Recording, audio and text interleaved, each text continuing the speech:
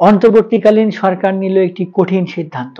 এখন থেকে আর আদালতে সরাসরি মামলা করা যাবে না।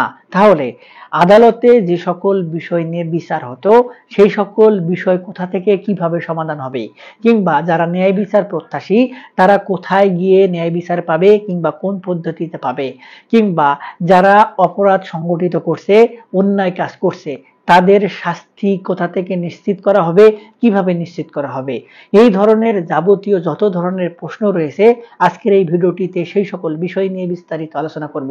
সুপ্রিয় ভিউয়ার্স, ভিডিওটি দেখার পর যদি আপনার ভালো লাগে, আরো কোনো ভিডিও দেখার আগ্রহ জন্মায়, তাহলে আমাদের চ্যানেলটি সাবস্ক্রাইব করে রাখতে পারেন।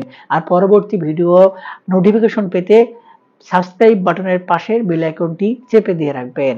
আসসালামু আলাইকুম সুপ্রিয় ভিউয়ার্স, আমাদের দেশের আদালত ব্যবস্থাটা প্রতিষ্ঠিত হয়েছেই ন্যায় বিচার প্রতিষ্ঠার জন্য। অর্থাৎ যারা ন্যায় বিচার প্রত্যাশী তারা আদালতে অভিযোগ দায়ের করবে ন্যায় বিচারের জন্য, তাদের সে অভিযোগের উপর ভিত্তি করে ন্যায় বিচারের জন্য বিচার ব্যবস্থাকে গতিশীল করে সাক্ষী প্রমাণের উপর ভিত্তি করে ন্যায় বিচার প্রতিষ্ঠিত করে দেওয়া হবে। আবার যারা অপরাধের সঙ্গে জড়িত তাদেরকে শাস্তির আওতায় নিয়ে আসতেই কিন্তু এই আদালত ব্যবস্থাটা প্রতিষ্ঠিত হয়েছে। আবার কিছু কিছু ক্ষেত্রে আমাদের সিভিল মামলা অর্থাৎ আমাদের পারিবারিক সমস্যা কিংবা আমাদের জমি জমা সংক্রান্ত সমস্যাও কিন্তু আদালতে গিয়ে সমাধান হয়। এখন কিছু কিছু ক্ষেত্রে সরকার বলছে যে আদালতে এসে এখন আর সরাসরি মামলা করার প্রয়োজন নেই। যেমন আমাদের দেশে কিছু বিশেষ মামলা রয়েছে যে মামলাগুলো নিয়ে অধিকাংশ ক্ষেত্রেই ছোটখাটো বিষয়গুলো নিয়েও আদালতে মামলা করা হয়। যেমন ধরুন আমাদের পারিবারিক বিষয়, অর্থাৎ একটি পরিবারে যদি একটি ডিভোর্স সম্পন্ন হয় তাহলে সেই ডিভোর্সের প্রেক্ষিতে যে মহিলা থাকে কিংবা যে কন্যা সন্তানটি থাকে কিংবা যে মেয়েটি থাকে সে তাকে যে দেনমোহরের টাকা সেটি যদি না দেওয়া হয় তাহলে সেই দেনমোহরের টাকা উদ্ধার করার জন্য কিন্তু আদালতে মামলা করা হয়। আবার সন্তানের ক্ষেত্রে যদি স্বামী স্ত্রী আলাদা হয়ে যায়, সন্তান কার কাছে বড় হবে অর্থাৎ কার কাছে গার্ডিয়ানশিপ থাকবে এটি নিয়েও কিন্তু আদালতে মামলা করে তারপর সমাধান করতে হয়। এরপরে ভরণ পোষণ থেকে শুরু করে যৌতুকের জন্য নির্যাতন, এই সকল বিষয় নিয়েও কিন্তু আদালতে মামলা করা হয়। সব থেকে বেশি যে চাঞ্চল্যকর ঘটনা সেটি হচ্ছে নারী নির্যাতনের মামলা।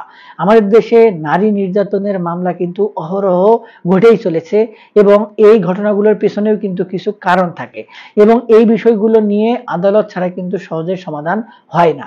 অনেক সময় স্থানীয়ভাবে সালিশ হয়, বিচার করার ব্যবস্থা করা হয়, সেখানে বিষয়গুলো খুব একটি সমাধান করার সুযোগ থাকে না কিংবা সমাধান হয় না, শেষ পর্যন্ত আদালতেই যেতে হয়।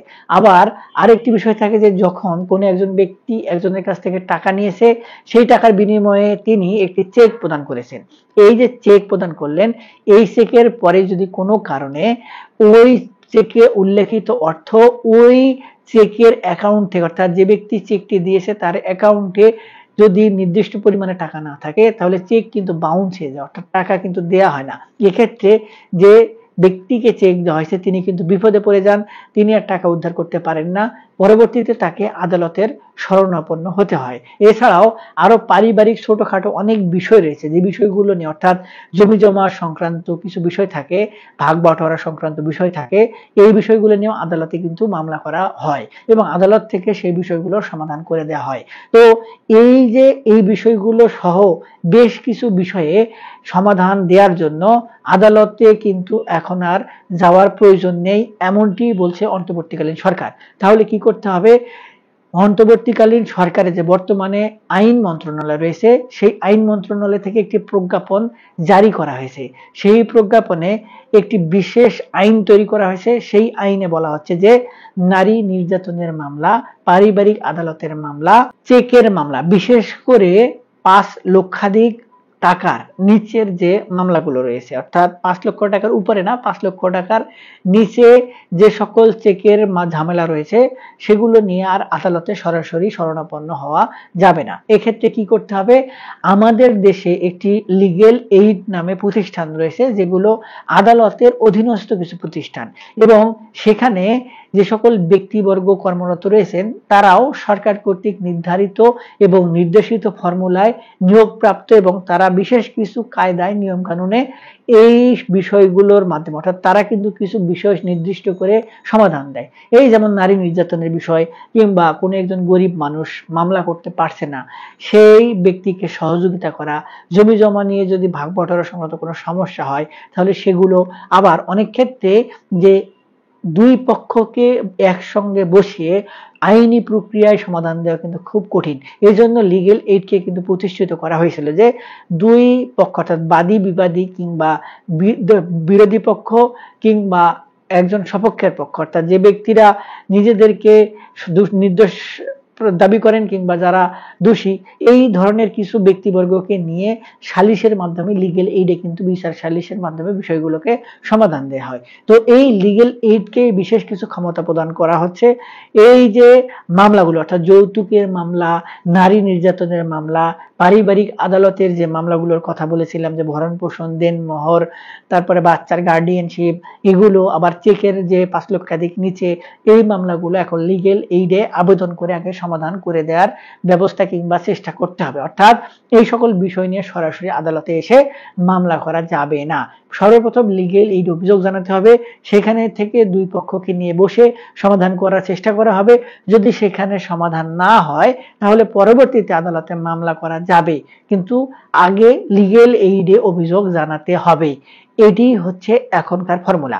এখন এই ফর্মুলাতে যদি ফালানো হয় তাহলে কিছু কিছু ব্যক্তিকে মনে করা হচ্ছে তারা সুবিধা পাবে। যেমন নারী নির্যাতনের ক্ষেত্রে যখন ঘটনাটি সত্য হয় এবং আমাদের পরিবারে কিছু কিছু ক্ষেত্রে নারীদেরকে আসলে নির্যাতন করা হয় শারীরিকভাবে, এবং এই যে নির্যাতন, এই নির্যাতনের কারণে এই নারীরা কিন্তু সহজে আদালতের শরণাপন্ন হতে চায় না, তারা সংসার টিকানোটাই বেশি প্রায়োরিটি দিয়ে থাকে। তারপরে যখন হয় না তখন কিন্তু নারী নির্যাতনের মামলা করে তারা ন্যায় বিচার চায়।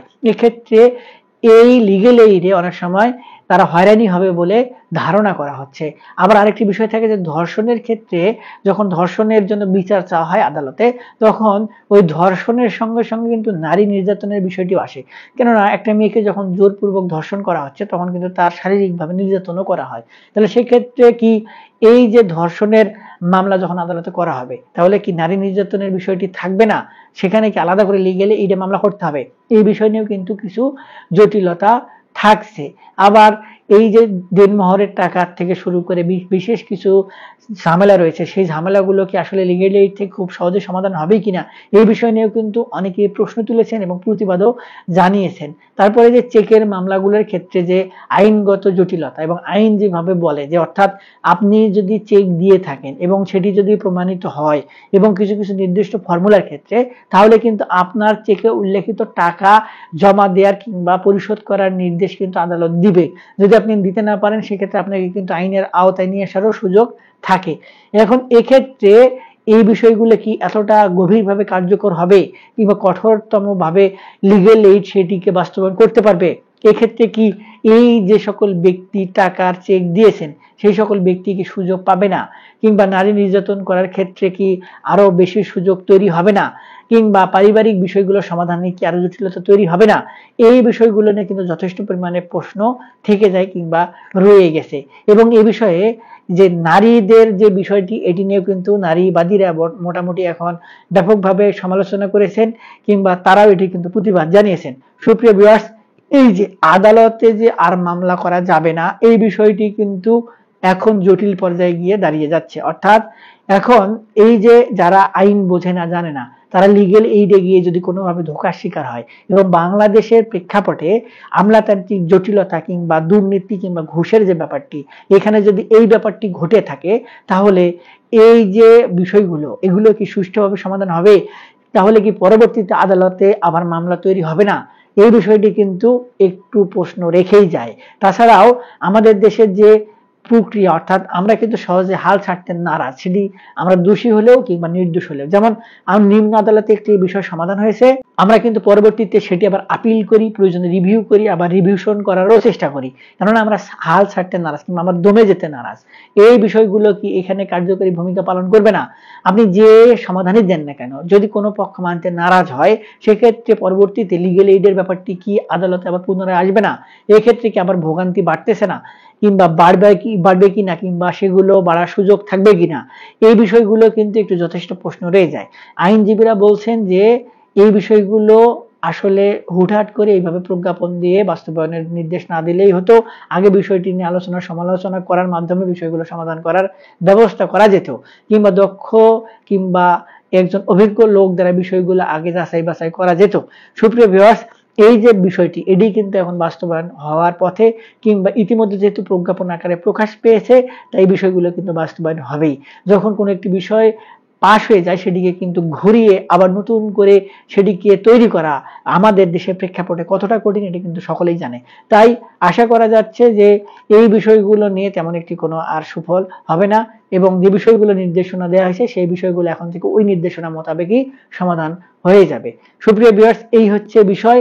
এই বিষয় সংক্রান্ত যদি আপনাদের আরো কোনো কিছু জানার আগ্রহ থাকে, বোঝার আগ্রহ থাকে, তাহলে আপনারা একজন ভালো অভিজ্ঞ আইনজীবীর পরামর্শ গ্রহণ করবেন। আমাদের থেকে কোনো পরামর্শ নিতে চাইলে আমাদের ভিডিওর নিচে কমেন্ট বক্স রয়েছে, সেখানে কমেন্টস করবেন। আপনাদের প্রশ্ন যদি যৌক্তিক হয়, অবশ্যই আমরা আপনাদের সঙ্গে যোগাযোগ করে আপনার প্রশ্নের উত্তর দেওয়ার চেষ্টা করব। আজকে এ পর্যন্তই, দেখা হবে সামনে নতুন কোনো ভিডিওতে। ততদিন পর্যন্ত ভালো থাকবেন, ধন্যবাদ।